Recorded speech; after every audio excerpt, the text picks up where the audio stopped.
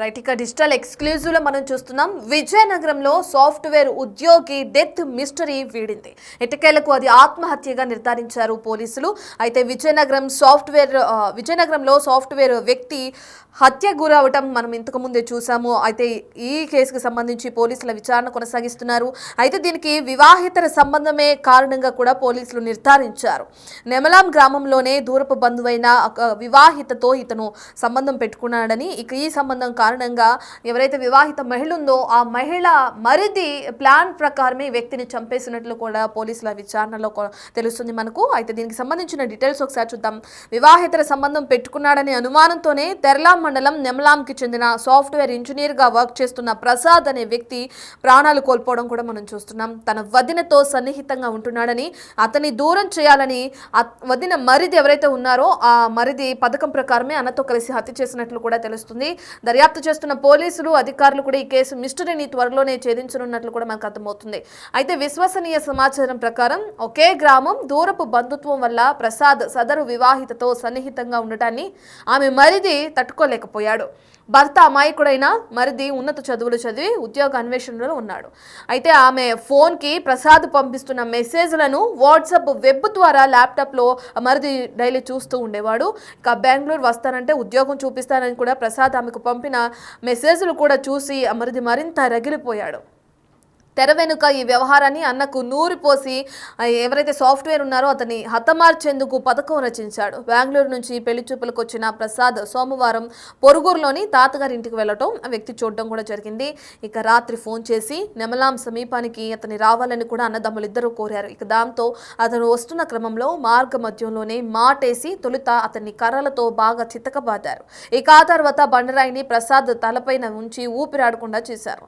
ఇక దీంతో ఆ వ్యక్తి చనిపోవడం జరిగింది. ఇక చనిపోయిన వ్యక్తి డెడ్ బాడీని రోడ్డు ప్రమాదంగా చిత్రీకరించడానికి రోడ్డు ప్రమాదంలో మృతి చెందినట్లు అందరూ భావించాలని కూడా ఆ మృతదేహాన్ని రోడ్డుపై పడేశారు. ద్విచక్ర వాహనాన్ని కూడా ధ్వంసం చేసి ఓ పక్కకు పడేశారు. ఇక ఆ తర్వాత ఏం తెలియనట్లు కూడా ఇద్దరు అన్నదమ్ములు ఇంటికి చేరుకున్నారు. ఇక ఈ కేసుకు సంబంధించి పోలీసుల విచారణ కొనసాగిస్తున్నారు. ఇప్పటికే ఆ ఇద్దరు అన్నదమ్ములను అదుపులోకి తీసుకున్నట్లు కూడా తెలుస్తుంది. విచారణ అనేది పోలీసులు కొనసాగిస్తున్నారు. అయితే పూర్తి డీటెయిల్స్ అందించడానికి ఈ విషయానికి సంబంధించి మా ప్రతినిధి శివశంకర్ అందుబాటులో ఉన్నారు. ఒకసారి శివశంకర్ మాట్లాడదాం. రైట్ శివశంకర్, డెత్ మిస్టరీ అయితే వీడింది. పోలీసుల విచారణ ఎక్కడి వరకు వచ్చింది? డీటెయిల్స్ ఏ విధంగా ఉన్నాయి? మనకి ప్రసాద్ హత్య కేసు మనం చూసుకున్నట్లయితే ఇప్పుడు అనుమానంలోకి ఏదైతే మనం చట్టంలో చెప్పుకున్నట్లు ఏదైతే తనపై కొన్ని అభియోగాలు ఉన్నాయి, ఏదైతే తనకి అక్రమ సంబంధం ఏదైతే అంటే ఒక అమ్మాయితో అక్రమ సంబంధం పెట్టుకోవడం ఈ హత్యకి కారణాలు అయితే ప్రధానంగా ప్రస్తుతం మనకు తెలుస్తున్నటువంటి అంశం. ఎందుకంటే తన సాఫ్ట్వేర్ ఉద్యోగ పనిచేయడం తర్వాత పెళ్లి సంబంధాల కోసం అని చెప్పేసి తన సొంత గ్రామానికి రావడం, అంటే తన సొంత గ్రామంలోనే గతం నుంచి ఆయనకి ఒక వివాహిత అక్రమ సంబంధం ఉన్నటువంటి వార్తలు అనేక వార్తలు సాగిస్తుంది, అనేక అనుమానాలు సాగిస్తుంది. పోలీసులు కూడా అదే కోణంలో విచారణ చేస్తున్న తెలుస్తుంది. గతంలో మనం చెప్పుకున్న ఏదైతే తన వాడుతున్న మొబైల్ కానీ ఓపెన్ చేస్తే కేసుకి ఒక సొల్యూషన్ దొరికే అవకాశం ఉంది గతంలో మనం చెప్తున్నాం. ఇప్పుడు అదే దానిలో ఇప్పుడు పోలీసులు కూడా ఫాలో అవుతున్నారు. తన మొబైల్ ఫోన్ ఓపెన్ చేసి కాల్ డేటా ప్రకారం తనకి ఎన్ని గంటలకు ఫోన్ వచ్చింది, ఎక్కడికి వెళ్ళాడు, ఎవరు కాల్ చేశారు, ఏ నెంబర్ నుంచి కాల్ వచ్చింది, ఇలా హత్య గల కారణాలు అంటే ఇప్పుడు మొబైల్ ఫోన్ ద్వారానే మొత్తం ఈ కూపి అంతా లాగుతున్నటువంటి పరిస్థితి ప్రస్తుతం ఉన్నటువంటి ఉంది. మరోపక్క మనం చూసినట్లయితే తనకి చయానా వదిన వరుసైనటువంటి వ్యక్తి, అంటే తన ఇంటి ఇనీషియల్ కావచ్చు, వాళ్ళు ఎవరితో దాకా సంబంధం పెట్టినట్టు అనుమానిస్తున్నారో వాళ్ళ యొక్క ఇనీషియల్ ఒకరు తనకి వరుస మొదలవుతుంది. అలాంటి ఆమెతో ఈయన అక్రమ సంబంధం. రైట్ శివశంకర్, ఒక్కసారి శివశంకర్, అయితే ప్రసాద్ ని హత్య చేశారు అన్నదమ్ములు. దానికి సంబంధించి వాళ్ళు మీరు చెప్పినట్లుగానే ఈ హత్య చేశామని పోలీసుల ముందు ఒప్పుకోవటం కానీ విచారణ కొనసాగించడం కానీ మనం చూస్తున్నాం. ఇదంతా పక్కన పెడతాం. మహిళ ఎవరైతే ఉన్నారో తన స్టేట్మెంట్ ని రికార్డ్ చేశారా పోలీసులు? ప్రస్తుతానికి ఇంకా అంటే దానికి సంబంధించి పోలీసులు అయితే ఎటువంటి విషయాలు కూడా బయటికి వెల్లడించలేదు.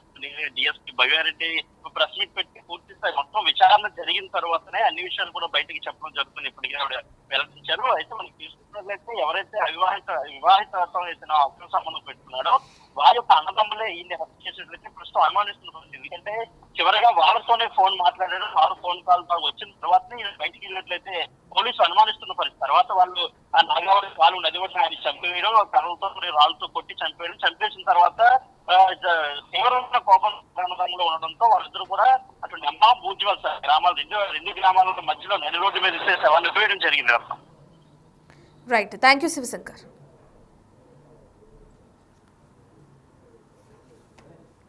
రైట్, ఇక మనం చూస్తున్నాం బెంగళూరులో సాఫ్ట్వేర్ ఉద్యోగిగా పనిచేస్తున్న ప్రసాద్ హత్య మిస్టరీ వీడినట్లు కూడా మనకు అర్థమవుతుంది. ఇదే విజయనగరానికి తను పెళ్లి చూపుల క్రమంలో రావడం జరిగింది. ఇదే క్రమంలో చుట్టుపక్కల గ్రామంలో ఉన్న ఒక వివాహితతో అక్రమ సంబంధం పెట్టుకున్నాడు ప్రసాద్. ఇక దీనికి సంబంధించిన మెసేజ్లు ఆ వివాహిత మరిది ఎవరైతే ఉన్నారో అతను తన వాట్సాప్లో కూడా చెక్ చేయడం, కానీ వెబ్లో ఆ వాట్సాప్ని కనెక్ట్ చేసుకుని తన వదినకు వస్తున్న మెసేజ్లను చూసి ఈ విషయాన్ని అన్నకు చెప్పడం, ఇద్దరు ప్లాన్ ప్రకారం ఆ ప్రసాద్ని రమ్మని పిలవటం. ఇంకా ప్రసాద్ బయటకు వచ్చిన తర్వాత బండరాయిలతో మోదీ కర్రలతో కొట్టి అతన్ని చంపేశారు. ఇక దాని తర్వాత ఒక మెయిన్ రోడ్ పైన మృతదేహాన్ని పడేసి ఆ బైక్ని కూడా చుట్టుపక్కల ఏదైతే ఉందో అక్కడ తోసేసి ఈ మృతిని ఒక యాక్సిడెంట్గా చిత్రీకరించే ప్రయత్నం చేశారు. ఇక దీని తర్వాత పోలీసులు కేసు నమోదు చేసుకోవటం, అనుమానంతో లాస్ట్ కాల్ ఎవరితో మాట్లాడారో ఇక దాని ప్రకారం పోలీసుల విచారణను ముమ్మరం చేశారు. ఇక ఈ క్రమంలో ఈ అన్నదమ్ములు ఇద్దరిని కూడా పోలీసులు విచారించడం, కానీ వాళ్ళపైన అనుమానం వ్యక్తం చేయడం కూడా జరిగింది. ఇక ఈ క్రమంలో విచారణ జరుగుతున్న క్రమంలోనే అన్నదమ్ములు ఇద్దరు హత్య చేసినట్లు కూడా ఒప్పుకున్నట్టు పోలీసుల విచారణలో తెలుస్తుంది. దీనికి సంబంధించి విచారణ ముమ్మరం చేస్తున్నారు పోలీసులు. మరి చూడాలి వీళ్ళకి సంబంధించి ఎటువంటి శిక్ష పడుతుంది, ఏ విధంగా ఏ సెక్షన్ల కింద కేసు నమోదు చేస్తారు. నిజంగా తన వదినతో సంబంధం పెట్టుకున్నాడని ఈ విధంగా హతమార్చడానికి ప్లాన్ చేశారా, లేదంటే పాత కక్షల నేపథ్యంలోనే ఇద్దరు అన్నదమ్ములు ప్లాన్ ప్రకారం ఈ వ్యక్తిని హత్య చేశారనే డీటెయిల్స్ అయితే మనకి ఇంకా తెలియాల్సి ఉంది.